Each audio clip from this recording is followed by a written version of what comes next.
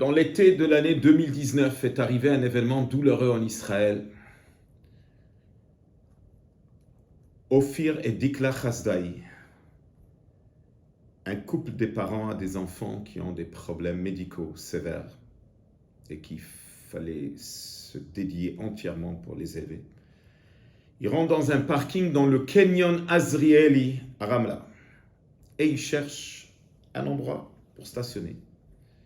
Et voilà, dans le stationnement, il y a une femme qui est en train de diriger son mari à rentrer dans le stationnement. Et Ophir, il voit qu'il n'a pas bien stationné, il prend 2 places. Alors il est parti voir madame, il lui dit qu'est-ce qu'il fait ton mari? Pourquoi? Et ça a commencé un débat entre eux, et ça a chauffé. Et elle, madame, lui a donné une claque. Et lui, ça a chauffé encore plus, il l'a jeté par terre. Et le mari, quand il a vu sa femme par terre, et un homme qui est en train de l'attaquer, il a sorti son revolver, il a tiré sur lui, il l'a tué. Voilà 2 couples extraordinaires qui ont fini leur vie dans une manière très dramatique. Un, il est parti à Olam Haba, et un, il a perdu son monde, sa vie dans ce monde. Cet événement douloureux peut que donner à réfléchir à ce que nous tous on connaît. On est tous des esclaves de nos sentiments, dans des moments de tempête, dans des moments douloureux.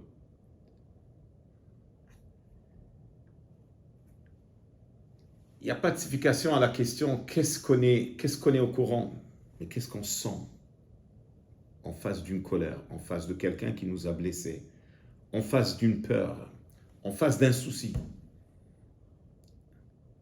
Est-ce qu'on perd la tête à ce moment-là? Comment on fait pour améliorer nos midotes? Comment on fait pour contrôler le monde de sentiments? Eh bien voilà, nous sommes en pleine période de Sfirat HaOmer. Et ça, c'est la période où on travaille sur nos sentiments, sur nos midotes.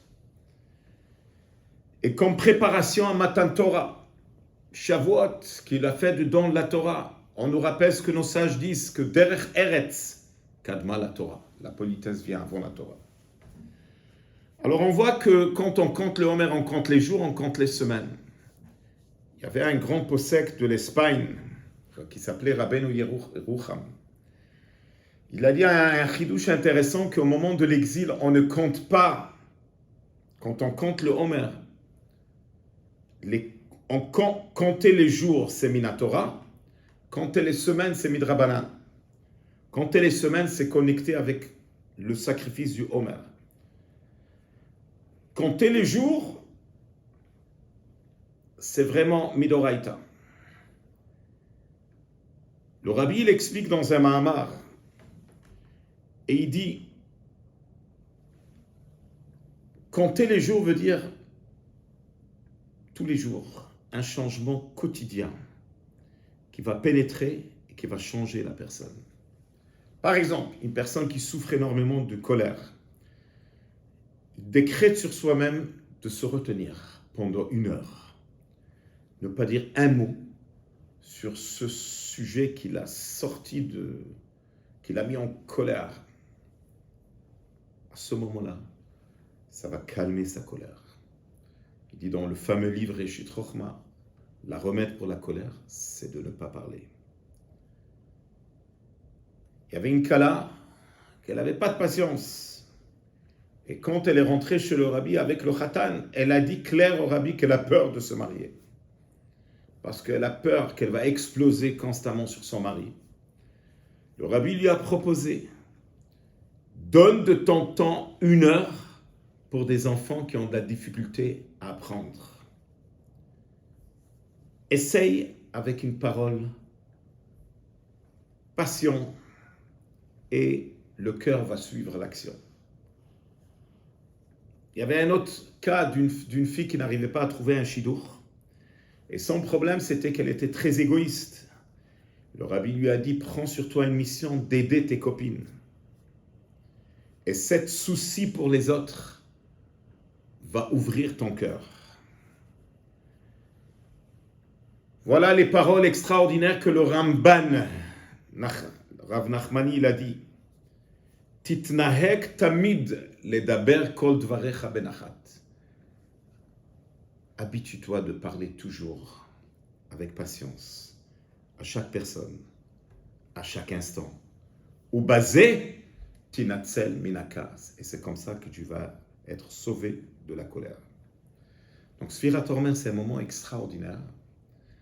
C'est un moment qu'on compte les jours. Et tu te demandes la question, à quoi ça sert compter les jours? Est-ce qu'on est patron de nos jours? Qu'est-ce que ça donne compter les jours?